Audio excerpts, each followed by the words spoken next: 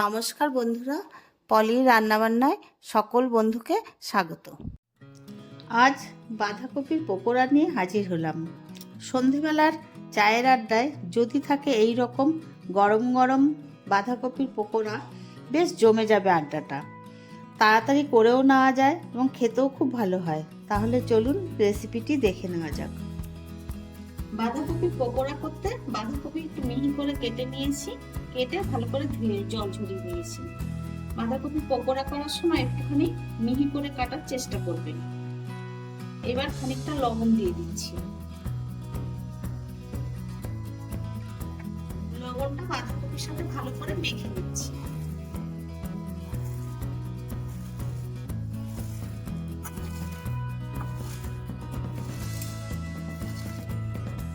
হাত দিয়ে চটকে নেওয়ার পর দেখুন কতটা মজে এসছে। এবার 10 মিনিটের জন্য ঢেকে রাখবেন।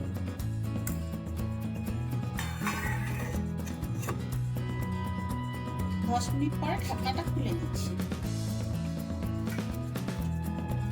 দেখুন কত জল বেরিয়েছে। এখন বাঁধাকপিগুলো চিপে চিপে থালাটার মধ্যে তুলে দিচ্ছি।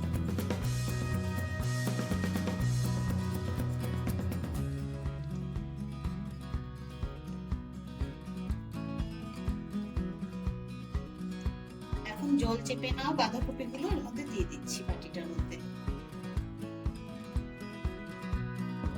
দিয়ে দিচ্ছি খানিকটা কালো জিরে, দিচ্ছি খানিকটা বেসন, এখন দিচ্ছি খানিকটা চালের গুঁড়ো, 1 চামচ মতন জিরের গুঁড়ো, একটা বড় পেঁয়াজ কুচি করে নিয়েছি আর খানিকটা রসুন কুচি করে নিয়েছি, 5-6 কোয়া মতন। এগুলো দিয়ে দিচ্ছি। দেব টমেটো কুচি আর কাঁচা লঙ্কা কুচি। আমি একটা কাঁচা লঙ্কাকে কুচি করে নিয়েছি, আপনারা আপনাদের ঝাল অনুযায়ী লঙ্কাটা ব্যবহার করবেন। আর দিচ্ছি ধনেপাতা কুচি। স্বাদ অনুযায়ী দেব মিষ্টি। বাঁধাকপি লবণ দিয়ে মেখেছিলাম, এখন খুব সামান্য একটু লবণ দিয়ে দিচ্ছি। ভালো করে মেখে নিয়েছি। এবার এখান থেকে ছোট ছোট করে ভেজে নেব। এদিকে কড়াইতে সাদা তেল দিয়েছি, তেলটা গরম হয়ে গেছে। এবার এভাবে ভেজে ভেজে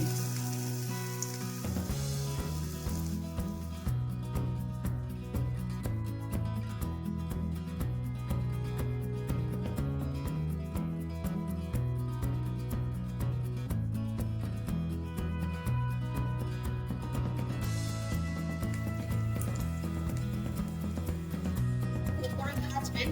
গ্যাসটা একদম কমিয়ে দেবেন। হাই ফ্লেমে যদি ভাজেন তাহলে উপরটা তাড়াতাড়ি হবে, ভিতরটা কাঁচা থেকে যাবে। এবার আমি উল্টে দিচ্ছি। এখন আমি উল্টে দিচ্ছি।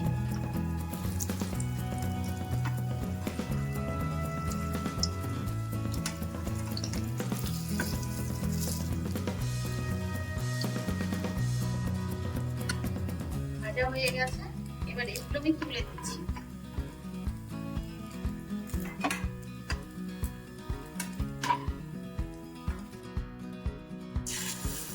সবগুলো আমি ভেজে নিচ্ছি।